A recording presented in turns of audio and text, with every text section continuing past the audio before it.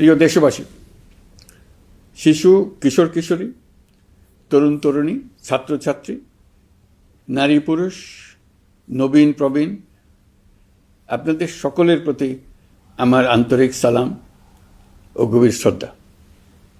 আসসালামু আলাইকুম। শুরুতেই আমি দেশের সবাইকে শুভেচ্ছা জানাচ্ছি। দীর্ঘ 17 বছর পর একটি উৎসব মুখর, অংশগ্রহণমূলক ও শান্তিপূর্ণ জাতীয় নির্বাচন সফলভাবে সম্পন্ন করার জন্য এই নির্বাচনের মাধ্যমে জনগণ, ভোটার, রাজনৈতিক দল, প্রার্থী, নির্বাচন সংশ্লিষ্ট প্রতিষ্ঠান ও আইনশৃঙ্খলা বাহিনী সম্মিলিতভাবে একটি প্রশংসনীয় নজির সৃষ্টি করেছে। ভবিষ্যতে বাংলাদেশের নির্বাচন কেমন হওয়া উচিত, এই নির্বাচন তার একটি উৎকৃষ্ট উদাহরণ হয়ে থাকবে। প্রিয় দেশবাসী, বিগত 18 মাস আমার উপর অর্পিত দায়িত্ব নিষ্ঠার সাথে পালন শেষে একটি নির্বাচিত সরকারের কাছে দায়িত্ব হস্তান্তরের প্রাক্কালে অন্তর্বর্তী সরকারের প্রধান উপদেষ্টা হিসেবে আজ আমি আপনাদের কাছ থেকে বিদায় নেবার জন্য উপস্থিত হয়েছি। আজ বিদায়ের দিনে 5ই অগাস্টের কথা স্মরণ করে আপনাদের কিছু কথা বলব। কি মহা মুক্তির দিন ছিল সেদিনটি, সে কি আনন্দের দিন। বাংলাদেশিরা দেশে বিদেশে যে যেখানে ছিল আনন্দে চোখের পানি ফেলেছিল। দৈত্যের গ্রাস থেকে তরুণ ছাত্রছাত্রীরা দেশকে বের করে এনেছে, দেশ মুক্ত হয়েছে। কিন্তু দেশ সম্পূর্ণ অচল। এই অচল দেশটিকে কিভাবে সচল করা যাবে সেটা ছিল সবার মনে। অভ্যুত্থানের ছাত্র নেতারা ঠিক করল দেশকে সচল করার জন্য একটি সরকার লাগবে। সরকার গঠন ও চালাবার জন্য তারা আমাকে খবর দিল। আমি তখন বিদেশে, আমি দায়িত্ব নিতে রাজি না। তারা জাতির প্রতি কর্তব্য পালনের কথা বলে আমাকে রাজি করালো। 18 মাস পর এখন আমার যাওয়ার পালা। আমি আজ আমার কাজ হতে বিদায় নিতে আপনাদের সামনে এসেছি। আমাদের প্রথম কাজ ছিল দেশকে সচল করা। এটি ছিল সবচেয়ে কঠিন কাজ। যারা দেশকে লুটে পুটে খেত তারাই দেশের এই যন্ত্র চালাতো। তাদের একান্ত অনুগত লোকজন নিয়ে অভ্যুত্থানের সঙ্গে সঙ্গে সবাই পালিয়ে গেছে। বড় কর্তা পালিয়েছে, মাঝারি কর্তা পালিয়েছে, অন্যরা ভোল পাল্টিয়েছে অথবা আত্মগোপনে চলে গেছে। কেউ নানাজনের সুপারিশ নিয়ে আসছে, তারা অভ্যুত্থানের গোপন সৈনিক ইত্যাদি। সরকারের ভেতর যারা পালিয়ে যাননি তাদের মধ্যে কাকে বিশ্বাস করবেন, কাকে বিশ্বাস করবেন না, এটি মহাসংকট হয়ে দাঁড়ালো। যতই মৃতদেহের অঙ্গ প্রত্যঙ্গবিহীন দেহের সন্ধান আসছিল ততই তারা চিহ্নিত হচ্ছিল। সেই থেকে 18 মাস চলে গেছে। অবশেষে 12ই ফেব্রুয়ারি আসলো। 1.5 যুগ পরে দেশে একটি জাতীয় নির্বাচন এবং ব্যাপক সাংবিধানিক পরিবর্তনের জন্য সর্বসম্মত জুলাই সনদের উপর গণভোট অনুষ্ঠান হলো। এই নির্বাচনে উৎসবমুখর পরিবেশ, দেশের সর্বত্র একটা ঈদের পরিবেশ ছিল যা আমাদের ইতিহাসে স্মরণীয় হয়ে থাকবে। এই প্রতিদ্বন্দ্বিতামূলক নির্বাচনে যারা জয়ী হয়েছেন তাদের আমি অভিনন্দন জানাচ্ছি। যারা পরাজিত হয়েছেন তাদেরকেও আমি অভিনন্দন জানাচ্ছি। হার জিতেই হলো গণতন্ত্রের সৌন্দর্য। যারা জয়ী হয়েছেন তারা মোট ভোটের প্রায় অর্ধেক পেয়েছেন। যারা জয়ী হতে পারেননি তারাও মোট ভোটের অর্ধেক পেয়েছেন। যারা জয়ী হতে পারেননি তারা এই জেনে আশ্বস্ত হবেন যে প্রায় অর্ধেক ভোটার আপনাদের উপর আস্থা রেখেছে। আগামী দিন নতুন সরকার দায়িত্ব গ্রহণ করবে। এর মাধ্যমে আমাদের 18 মাসের দায়িত্বের সমাপ্তি হবে। 24শে জুলাই মাসে বাংলাদেশের মানুষ এক অভূতপূর্ব অভ্যুত্থানের মধ্য দিয়ে তাদের মুক্তি, আকাঙ্ক্ষা ও মর্যাদার দাবি উচ্চারণ করেছিল। সেই সময় দেশ একটি গভীর রাজনৈতিক, অর্থনৈতিক, প্রাতিষ্ঠানিক ও মানবিক সংকটে নিপতিত ছিল। রাষ্ট্রযন্ত্রের উপর মানুষ আস্থা হারিয়ে ফেলেছিল। গণতন্ত্র হয়েছিল ধূলিসাৎ, ভবিষ্যৎ ছিল অনিশ্চিত।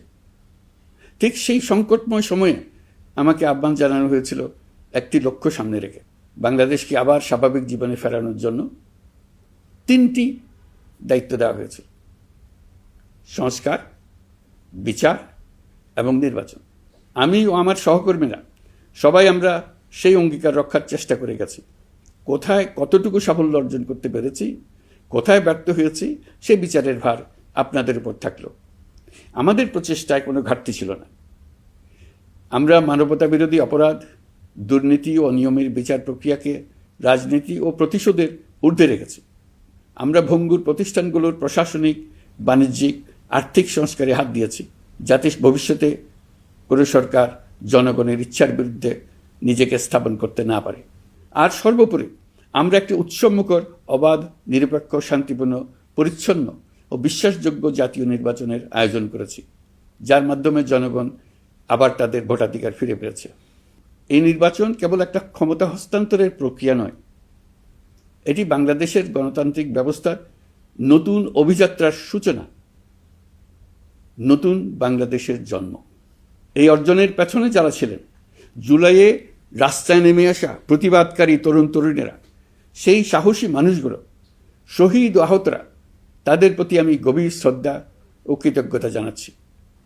তাদের অভূতপূর্ব ত্যাগ ছাড়া এই পরিবর্তন সম্ভব হতো না।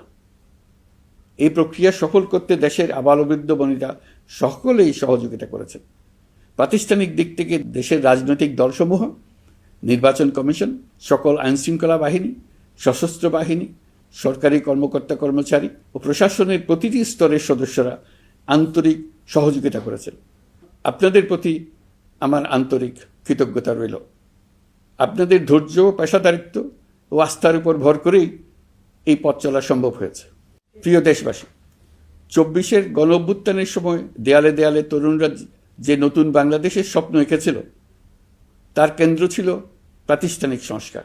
সেই প্রত্যাশা বাস্তবায়নে অন্তর্বর্তী সরকার প্রায় 130টি নতুন আইন ও সংশোধনী প্রণয়ন করেছে এবং প্রায় 600টি নির্বাহী আদেশ জারি করেছে, যার প্রায় 84% ইতিমধ্যেই বাস্তবায়িত হয়েছে। এই সংস্কারসমূহ নাগরিক অধিকারকে সংহত করেছে, বিচার ব্যবস্থাকে শক্তিশালী করেছে এবং গুম, খুন ও বিচার বহির্ভূত হত্যার সংস্কৃতি যেন আর কখনো ফিরে না আসে সেটা নিশ্চিত করেছে।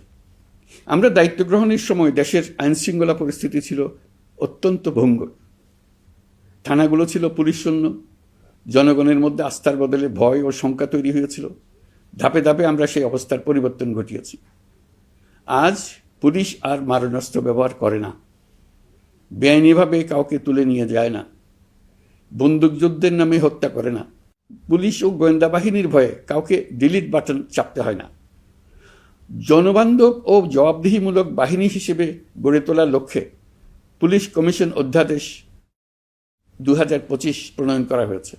বিচার বিভাগকে স্বাধীন ও শক্তিশালী করতে পৃথক সচিবালয় গঠন, বিচারক নিয়োগের স্বচ্ছ কাঠামো এবং দেওয়ানি ও ফৌজদারি আইনে যুগান্তকারী সংস্কার করা হয়েছে।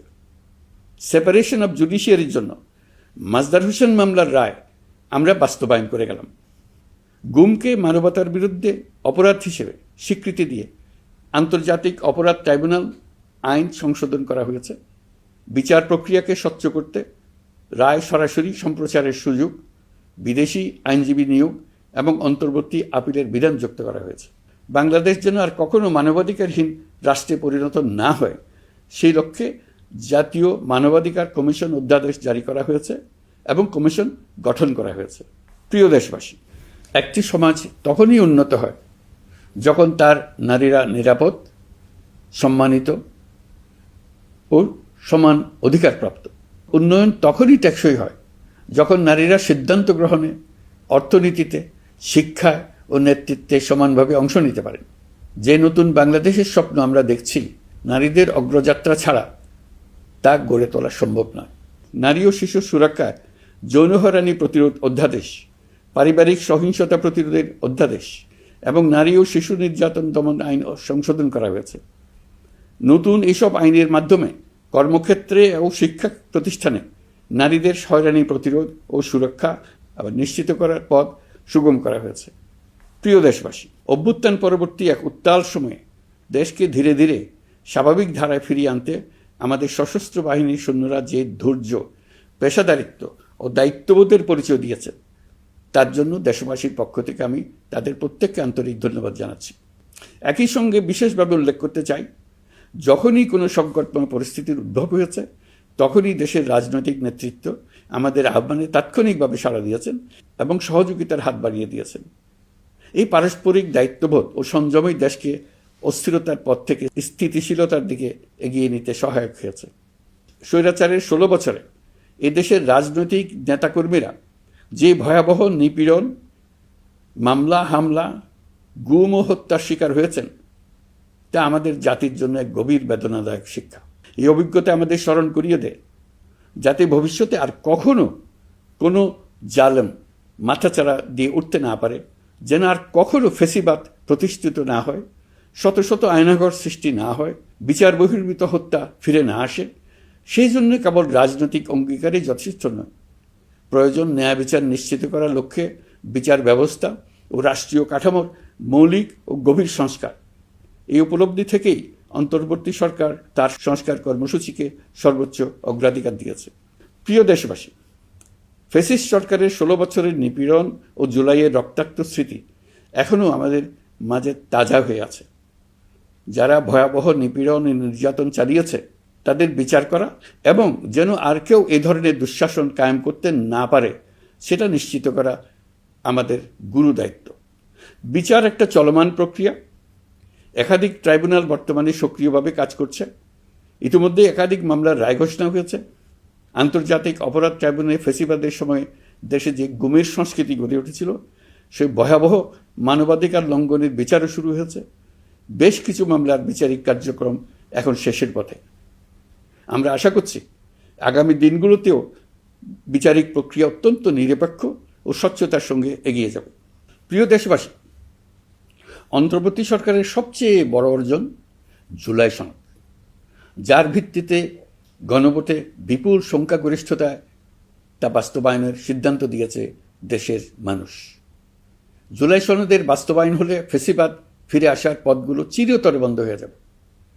আশা করব এটা নির্ধারিত সময়ের সীমার মধ্যেই বাস্তবায়ন হবে। অন্তর্বর্তী সরকারের ছোট বড় ভালো মন্দ অনেক কথা ভুলে গেলেও জুলাই সনদের কথা জাতি কখনো ভুলবে না।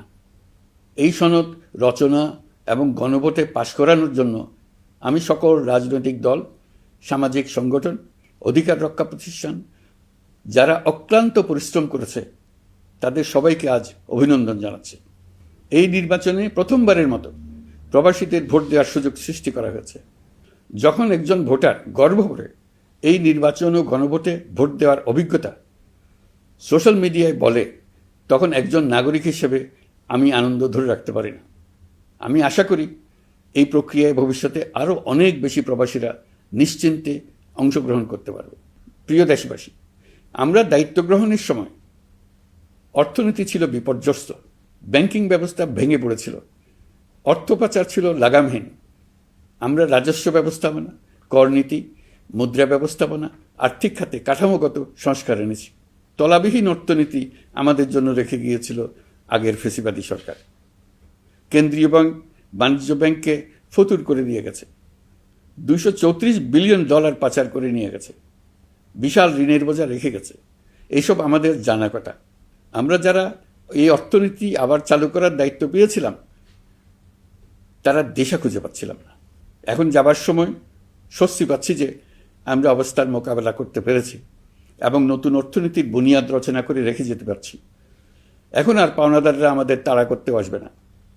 আন্তর্জাতিক লেনদেনে আমরা চোখে অন্ধকার দেখব না। আমাদের রিজার্ভের পরিমাণ এখন $34 বিলিয়ন। আমাদের দেশপ্রেমিক প্রবাসী ভাই বোনদের রেমিটেন্সের টাকায় এই রিজার্ভ ক্রমেই বাড়ছে। নিত্য প্রয়োজনীয় পণ্যের দাম নিয়ন্ত্রণে সরবরাহ বৃদ্ধি করা হয়েছে। টিসিবির কার্যক্রম সম্প্রসারিত হয়েছে। বাজার তদারকি ও মজুতদারির বিরুদ্ধে কঠোর ব্যবস্থা নেওয়া হয়েছে। এর ফলে খাদ্য মূল্যস্ফীতি উল্লেখযোগ্যভাবে কমেছে।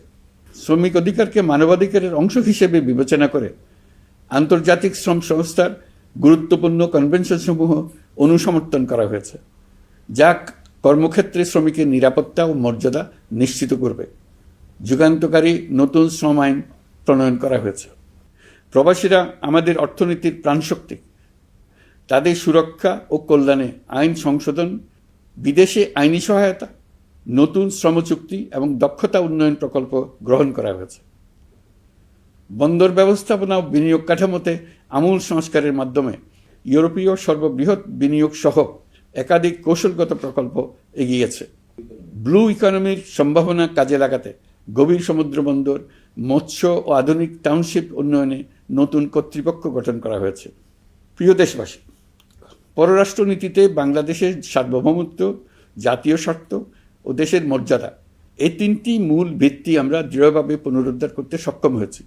নতজানু পররাষ্ট্রনীতি কিংবা অপর দেশের নির্দেশনা ও পরামর্শ নির্ভর বাংলাদেশ এখন আর নয়। আজকের বাংলাদেশ নিজের স্বাধীন স্বার্থ রক্ষায় আত্মবিশ্বাসী, সক্রিয় ও দায়িত্বশীল। বিশ্বের সকল দেশের সঙ্গে পারস্পরিক সম্মান ও স্বার্থের ভিত্তিতে সম্পর্ক গড়ে তুলতে আমরা প্রতিশ্রুতিবদ্ধ। একই সঙ্গে ভারসাম্য বজায় রেখে ভবিষ্যতের জন্য প্রয়োজনীয় কৌশলগত সিদ্ধান্ত নিতে সক্ষম এমন একটি রাষ্ট্র হিসেবে বাংলাদেশ আজ নিজেকে প্রতিষ্ঠিত করেছে। রোহিঙ্গা সংকট আমাদের জাতীয় নিরাপত্তা, আঞ্চলিক স্থিতিশীলতা ও অর্থনীতির উপর একটা গুরুতর দীর্ঘস্থায়ী চাপ সৃষ্টি করে রেখেছে। দুঃখজনকভাবে দীর্ঘ সময় ধরে এই সংকট নিরসনে কোনো কার্যকর সমন্বিত আন্তর্জাতিক উদ্যোগ দৃশ্যমান ছিল না। দায়িত্ব গ্রহণের পর আমরা আন্তর্জাতিক অঙ্গনে মৃতপ্রায় এই ইস্যু থেকে পুনরায় বিশ্ব মনোযোগের কেন্দ্রে নিয়ে আসতে সক্ষম হয়েছে। এই সংকটের গুরুত্ব অনুধাবন করে জাতিসংঘ আমাদের পাশে দাঁড়িয়েছে। জাতিসংঘের মহাসচিব নিজে বাংলাদেশ সফর করেছেন এবং সমস্যার টেকসই সমাধানে সহায়তার অঙ্গীকার ব্যক্ত করেছেন। আমার অনুরোধে জাতিসংঘে রোহিঙ্গা বিষয়ে বিশেষ সভা অনুষ্ঠিত হয়েছে। প্রিয় দেশবাসী, দীর্ঘ ফ্যাসিবাদী শাসনামলে বাংলাদেশের সশস্ত্র বাহিনীর সক্ষমতা ও আধুনিকীকরণের বিষয়টি পরিকল্পিতভাবে উপেক্ষিত ছিল। আমরা অল্প সময়ের মধ্যেই সেই অবস্থার মৌলিক পরিবর্তনের সূচনা করতে পেরেছি। দায়িত্ব গ্রহণের পর থেকেই বর্তমান সরকার সশস্ত্র বাহিনীর সক্ষমতা বৃদ্ধি, আধুনিকায়ন এবং যে কোনো ধরনের আগ্রাসন কার্যকরভাবে মোকাবেলার জন্য সশস্ত্র বাহিনীকে উপযোগী করে গড়ে তোলাকে অগ্রাধিকার দিয়েছে। সশস্ত্র বাহিনীর প্রতিরক্ষা সক্ষমতা বৃদ্ধি একটি ব্যয়বহুল প্রক্রিয়া হলেও বর্তমান বৈশ্বিক বাস্তবতায় বহির্বিশ্বের সম্ভাব্য হুমকি ও আগ্রাসন মোকাবেলার জন্য এর কোনো বিকল্প নেই। এই বাস্তবতা বিবেচনা নিয়ে অন্তর্বর্তী সরকার তার সীমিত মেয়াদের মধ্যে সেনাবাহিনী, বিমান বাহিনী ও নৌবাহিনীর সক্ষমতা বৃদ্ধিতে যুগান্তকারী পদক্ষেপ গ্রহণ করেছে। আমি দৃঢ়ভাবে বিশ্বাস করি এই উদ্যোগগুলোর ধারাবাহিকতা ভবিষ্যতের নির্বাচিত গণতান্ত্রিক সরকার সমূহ অব্যাহত রাখবে, যাতে বাংলাদেশের জাতীয় নিরাপত্তা, স্বাধীনতা, সার্বভৌমত্ব, আঞ্চলিক অখণ্ডতা দীর্ঘমেয়াদে নিশ্চিত করা যায়। প্রিয় দেশবাসী, বাংলাদেশ এখন কেবল সংকট থেকে উত্তরণের গল্প নয়। বাংলাদেশ আজ অমিত সম্ভাবনার দেশ। আমাদের ছেলে মেয়েরা অসীম সম্ভাবনা নিয়ে জন্মায়। এটি সাহসী, সৃজনশীল, উদ্যমী তরুণদের দেশ। তাদের দরকার উপযুক্ত শিক্ষা, বিশ্বমানের প্রশিক্ষণ এবং এমন একটি রাষ্ট্র ব্যবস্থা যেখানে মেধা ও পরিশ্রম ও সততার মূল্য আছে। সারা বিশ্বে অর্থনৈতিক কর্মকাণ্ড পরিচালনায় প্রতি বছর বিপুল সংখ্যক দক্ষ, কর্মঠ, শৃঙ্খলাবদ্ধ কর্মীর প্রয়োজন তৈরি হচ্ছে, আর বাংলাদেশে আছে কর্মক্ষম বিপুল তরুণ সম্প্রদায়। আমরা যদি এই বৈশ্বিক চাহিদা পূরণে উপযুক্ত পদক্ষেপ গ্রহণ করি, তাহলে জাপান, কোরিয়া, মধ্যপ্রাচ্য, ইউরোপ, উত্তর আমেরিকা সহ সবাই চাইবে বাংলাদেশের তরুণ তরুণীদের শ্রম, মেধা ও সৃজনশীলতা ব্যবহার করতে। আমরা হয়ে উঠতে পারি তাদের জন্য পছন্দের একটা নির্ভরযোগ্য, দক্ষ জনশক্তি সরবরাহকারী দেশ। আমাদের খোলা সমুদ্র কেবল ভৌগোলিক সীমারেখা নয়, এটি বাংলাদেশের জন্য বিশ্ব অর্থনীতির সঙ্গে যুক্ত হওয়ার উন্মুক্ত দরজা। নেপাল, ভুটান ও সেভেন সিস্টার্সকে নিয়ে এই অঞ্চলে অর্থনৈতিক সমৃদ্ধির বিশাল সম্ভাবনা রয়েছে। অর্থনৈতিক অঞ্চল, বাণিজ্যিক চুক্তি ও শুল্কমুক্ত বাজারে প্রবেশের সুযোগের মধ্য দিয়ে এই অঞ্চলে একটি বৈশ্বিক উৎপাদন কেন্দ্র হিসেবে গড়ে ওঠার শক্তিশালী ভিত্তি প্রতিষ্ঠিত হবে। আমাদের বন্দরগুলোর দক্ষতা আন্তর্জাতিক পর্যায়ে নেবার জন্য সেরা আন্তর্জাতিক বন্দর পরিচালনা কোম্পানির সঙ্গে চুক্তির কাজে আমরা অনেক এগিয়ে এসেছি। এর দক্ষতা বাড়াতে না পারলে আমরা অর্থনৈতিক অর্জনে পিছিয়ে যাব। প্রিয় দেশবাসী, সম্প্রতি বাংলাদেশের সঙ্গে যুক্তরাষ্ট্রের একটি গুরুত্বপূর্ণ দ্বিপাক্ষিক বাণিজ্য ও শুল্ক চুক্তি সম্পন্ন হয়েছে। এই চুক্তি কেবল একটি বাণিজ্যিক সুবিধা নয়, এটি বাংলাদেশের অর্থনীতি, কর্মসংস্থান, শিল্পায়ন এবং আন্তর্জাতিক কূটনৈতিক অবস্থানকে দীর্ঘমেয়াদে শক্তিশালী করার জন্য একটি কৌশলগত ভিত্তি হিসেবে কাজ করবে। এই চুক্তির ফলে যুক্তরাষ্ট্রের বাজারে বাংলাদেশের জন্য প্রযোজ্য পারস্পরিক শুল্কভার রেসিপ্রোকাল ট্যারিফ 37% থেকে 19% কমে এসছে। এই চুক্তির একটা বিশেষ দিক হলো যুক্তরাষ্ট্রে উৎপাদিত তুলা ও কৃত্রিম তন্তু ব্যবহার করে তৈরি পোশাক পণ্যে শূন্য পারস্পরিক শুল্ক সুবিধা। এটা একটা মস্ত বড় সুবিধা। এর মাধ্যমে যুক্তরাষ্ট্রের বাজারে শুল্ক সুবিধা পাওয়ায় বাংলাদেশি পোশাক আরও কম দামে যুক্তরাষ্ট্রে প্রবেশ করবে। যুক্তরাষ্ট্রের তুলা ব্যবহারের ফলে আমাদের সরবরাহ চেইন আরও বৈচিত্র্যময় ও স্থিতিশীল হবে। এটি বাংলাদেশের পোশাক শিল্পকে উচ্চ মূল্যের ও উন্নত মানের পণ্যের দিকে অগ্রসর হওয়ার সুযোগ করে দেবে। প্রিয় দেশবাসী, বাংলাদেশের অর্থনৈতিক ভবিষ্যৎ টেকসই, বৈচিত্র্যময় ও প্রযুক্তি নির্ভর করার লক্ষ্যে জাপানের সঙ্গে সম্পাদিত অর্থনৈতিক অংশীদারিত্ব চুক্তি একটি ঐতিহাসিক ও কৌশলগত অগ্রগতি। এই অংশীদারিত্বের একটি গুরুত্বপূর্ণ সুফল হল উৎপাদন ও রপ্তানির বহুমুখীকরণ। জাপানের সঙ্গে সহযোগিতার ফলে অটোমোবাইল যন্ত্রাংশ, ইলেকট্রনিক্স, রেলওয়ে সরঞ্জাম, গ্রিন টেকনোলজি এবং উচ্চমূল্যের শিল্পপণ্যে বাংলাদেশ ধাপে ধাপে যুক্ত হতে পারবে। এতে আমাদের ঝুঁকি কমবে এবং বৈশ্বিক বাজারে বাংলাদেশের অবস্থান আরও শক্তিশালী হবে। পৃথিবীর শিল্পোন্নত দেশগুলো আমাদের দেশে বিনিয়োগ করবে শুধু জাপানে শুল্কমুক্ত রপ্তানির সুবিধা গ্রহণ করার জন্য। প্রিয় দেশবাসী, আমরা চীনের সাথে আমাদের উন্নয়ন সহযোগিতা গভীরতর করেছি। গত বছর মার্চে বেজিংয়ে চীনের প্রেসিডেন্ট শি জিনপিংয়ের সাথে বৈঠকে আমরা দুদেশের মধ্যকার কৌশলগত অংশীদারিত্বকে নতুন পর্যায়ে উন্নীত করার প্রত্যয় ব্যক্ত করেছে। ইতিমধ্যে তিস্তা নদীর সামগ্রিক ব্যবস্থাপনা ও পুনর্বাসন প্রকল্পের বিষয়ে উল্লেখযোগ্য অগ্রগতি হয়েছে। নীলফামারীতে 1000 শয্যার একটি আন্তর্জাতিক মানের হাসপাতাল তৈরিতে দুদেশ একমত হয়েছে। এই কাজটি আমরা এগিয়ে নিতে পেরেছি। আমরা এমন একটি বাংলাদেশ গড়ে তুলতে চাই যে বাংলাদেশ শুধু স্বল্প মূল্যের শ্রমনির্ভর অর্থনীতি নয়, বরং দক্ষতা ও প্রযুক্তি ও মূল্য সংযোজন ভিত্তিক অর্থনীতিতে রূপান্তরিত হবে। তবে আমি স্পষ্টভাবে বলতে চাই, এই সম্ভাবনা বাস্তবে রূপান্তরিত হলে 3টি বিষয়ের কোনো বিকল্প নেই: শিক্ষা, প্রশিক্ষণ এবং সততা। অতীতে রাষ্ট্রীয় ব্যবস্থাপনায় সীমাহীন দুর্নীতি, অসততা, অনিয়ম ও জালিয়াতিকে উৎসাহিত করা হয়েছিল।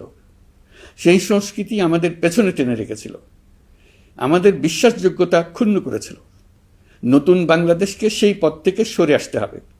আমাদেরকে প্রতিজ্ঞাবদ্ধ হতে হবে নিয়ম মানায়, প্রতিশ্রুতি রক্ষা, মান বজায় রাখা, রাষ্ট্রের প্রতিটি স্তরকে দুর্নীতিমুক্ত করায়, স্বচ্ছতা ও দায়বদ্ধতা নিশ্চিত করা।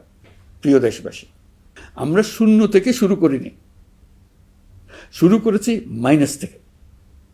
ধ্বংসস্তূপ পরিষ্কার করে প্রতিষ্ঠান দাঁড় করিয়ে তারপরে সংস্কারের পথ ধরেছে। আজ অন্তর্বর্তী সরকার বিদায় দিচ্ছে, কিন্তু গণতন্ত্র, জবাবদিহিতা, বাক স্বাধীনতা, অধিকার চর্চার যে ধারা শুরু হয়েছে তা যেন কখনো থেমে না যায়। আমরা রাষ্ট্রীয় দায়িত্ব ছেড়ে গেলেও নতুন বাংলাদেশ গড়ার সার্বিক দায়িত্ব আমার, আপনার, আমাদের সবার। আমাদের সকলের দায়িত্ব দেশকে সত্যিকারের গণতন্ত্র হিসেবে পরিস্ফুটিত করা। জুলাই গণঅভ্যুত্থান আমাদের জন্য এই দরজা খুলে দিয়েছে। আমরা যদি স্বপ্ন, আকাঙ্ক্ষা ও শক্তিকে বাঁচিয়ে রাখতে পারি, তবে বাংলাদেশের অগ্রযাত্রা কেউ থামাতে পারবে না। গণঅভ্যুত্থানে যারা প্রাণ দিয়েছে, শরীরের অঙ্গ হারিয়ে দুঃসহ জীবনযাপন করছে, যাদের লাশ পুড়িয়ে ফেলা হয়েছে, যাদের লাশ এখনো খুঁজে পাওয়া যাচ্ছে না, যারা অল্পের জন্য বেঁচে গেছে, তাদের সকলের আত্মত্যাগকে এই জাতি যেন কোনোদিন ভুলে না যায়। প্রতিটি রাষ্ট্রীয় সিদ্ধান্ত গ্রহণে আমরা যেন তাদের ছবি মনে রেখে সিদ্ধান্ত নিই। আমাদের পরবর্তী প্রজন্মকে ক্ষমতাবানদের কিভাবে নিয়ন্ত্রণে রাখতে হয় সেই শিক্ষাটি যেন দিয়ে যেতে পারে। ক্ষমতাবানদের ক্ষমতা মানুষকে কীরকম মনুষ্যত্বহীন করে তুলতে পারে সেটা জাতির ইতিহাসে ধরে রাখার জন্য আমরা পলাতক প্রধানমন্ত্রীর বাসস্থান গণভবনকে জাতীয় জুলাই স্মৃতি জাদুঘর হিসেবে প্রতিষ্ঠিত করে রেখে যাচ্ছি।